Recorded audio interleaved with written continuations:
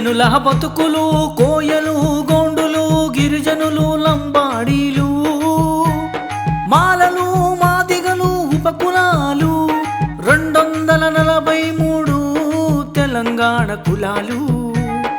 ఇండియాలో 601 కులాలు ఇప్పటికీ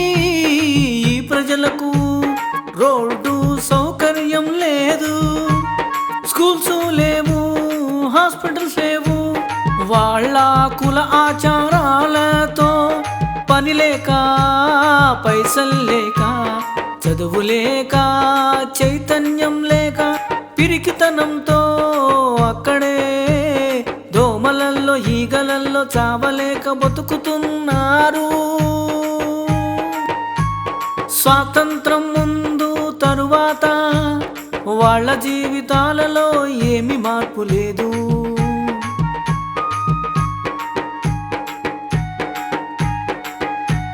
స్వాతంత్రం వచ్చినప్పటి నుండి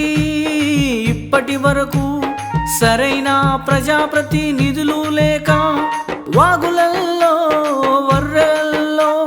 75 ఏళ్ళు గడిచినా ఎలాంటి వంతెనలు లేవు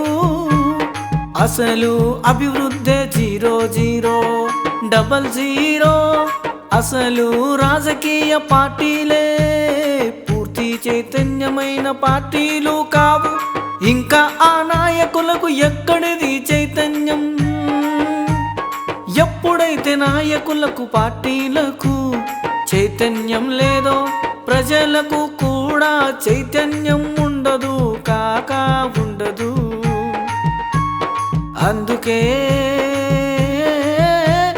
నేను కామ్రేడ్ మత్సల్ల వెంకటరెడ్డిని